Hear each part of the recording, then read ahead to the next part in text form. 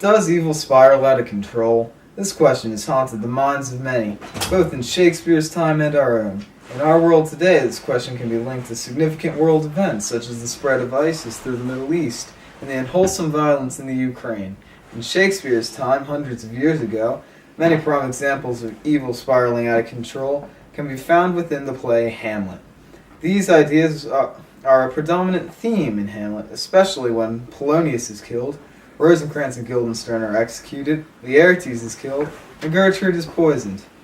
I believe that Shakespeare endorses the fact that evil spirals out of control, and I also believe that my ideas are congruent with his. One of the best examples of evil spiraling out of control found in Hamlet is the murder of Polonius.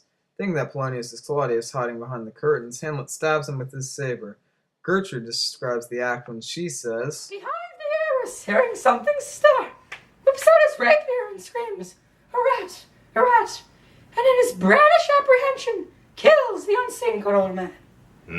In this scene, Gertrude explains how Hamlet, in his haste and lust for a kind of imminent revenge, after seeing Claudius's reaction to the play, impitiously kills Polonius behind the curtain, thinking it was Claudius. This entire affair of Polonius's death is a prime example of evil spiraling out of control, when Hamlet's lust for revenge leads to senseless death. Another example of evil spiraling out of control in Hamlet is the death of Rosencrantz and Guildenstern.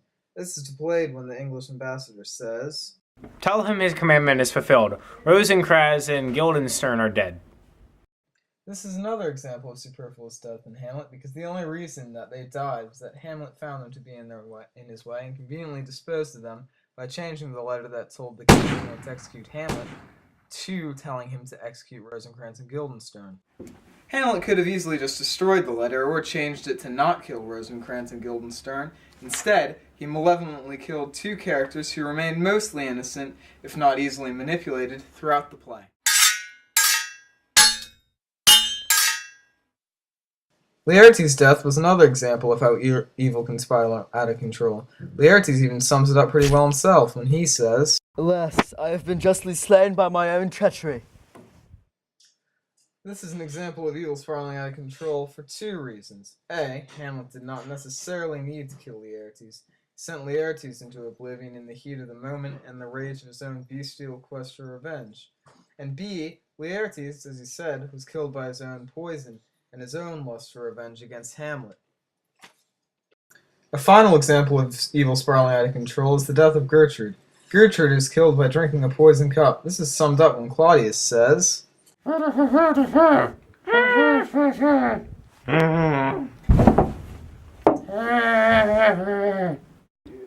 of helping Gertrude or stopping her from drinking, Claudius only watched. It was even Claudius' own poisoned cup meant for Hamlet that Gertrude drank. Claudius only said not to drink before letting her go, as if nothing was amiss." I believe that Shakespeare does endorse the fact that evil spirals out of control, by showing the death of so many characters by the evil of others. Shakespeare also seems to beshrew those whose evil plans spiral out of control and kill innocents instead of condole with them. I also believe that evil does spiral out of control myself. I believe that all evil does eventually spiral out of control. The worse the evil, the quicker the spiral. An example of this in today's world is probably the vulgar spread of ISIS throughout the Middle East. In conclusion, the theme of evil spiraling out of control is strongly evident throughout Shakespeare's play Hamlet. It is made especially evident through the deaths of Polonius, Rosencrantz, Guildenstern, Gertrude, and Laertes.